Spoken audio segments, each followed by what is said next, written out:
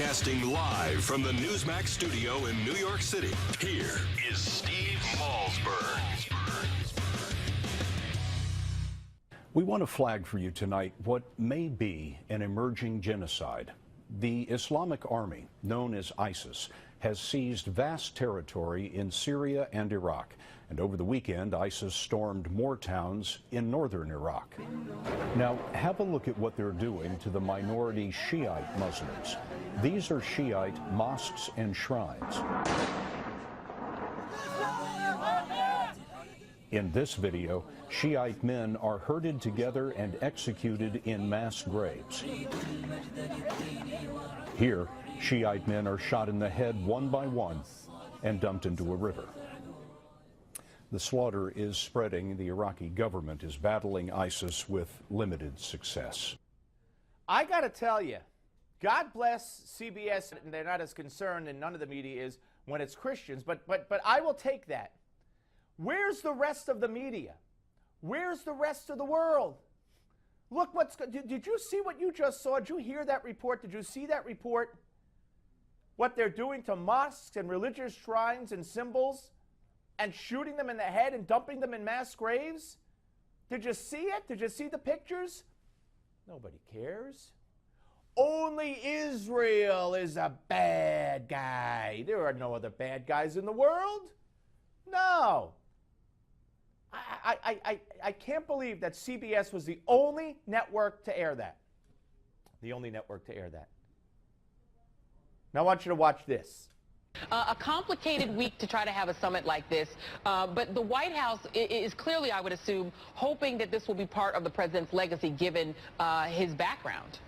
Yeah, the fact that he's from Kenya and the fact that when he was elected there were expectations on the African continent that he would do great things for them. This is a concerted effort by this administration to get American companies to invest. Did she say the president is from Kenya? Did Chris Jansen just say that Barack Obama is from Kenya? I remember Mike Huckabee misspeaking on my show on WOR, and it went viral in 10 minutes. And they said he did it on purpose. George Will wrote a column about it. Kenya? Oh, she made a mistake. Watch. And just obviously to clarify, I misspoke at the top before. It is obviously the president's father who is from Kenya, and you clarified that. But he has a real connection. Yeah. All right. All right. Hey, look, anybody can make a mistake. But for MSNBC, Chris Jansen, to say that Barack Obama, the president, talking about it in the context of him meeting with the African leaders at the African summit here in the United States and talking about the connection and saying obviously he has a great connection because he's from Kenya. I don't know. Back with America's Rabbi, Rabbi Shmuley Boteach, after the break. But first, this hour's American Moment takes a look back at the end of Prohibition.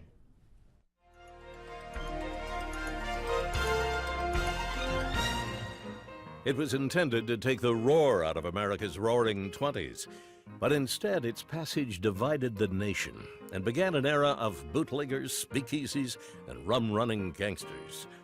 When ratified in 1919, the 18th Amendment to the Constitution outlawed the manufacturing, transportation, and sale of intoxicating liquors. Consequently, organized crime was quick to step up and quench the thirst of an eager nation.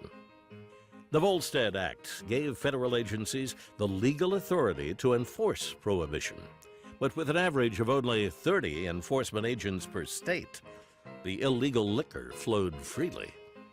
By 1925, in New York City alone, authorities estimated over 100,000 illegal bars were thriving, with customers consisting of friends, neighbors, and lawmakers alike. Still, some law enforcement became famous fighting the booze trade. One was Elliot Ness. As a top agent of the Bureau of Prohibition, Ness led a team of men known as the Untouchables. Tough and incorruptible, they brought down Chicago bootlegger and mobster Al Capone. But bowing to public pressure, in his 1932 presidential campaign, Franklin Roosevelt endorsed the repeal of prohibition. It was later reported, with the Depression in full swing and national morale at rock bottom, then President Roosevelt remarked, "I think we could all do with a beer."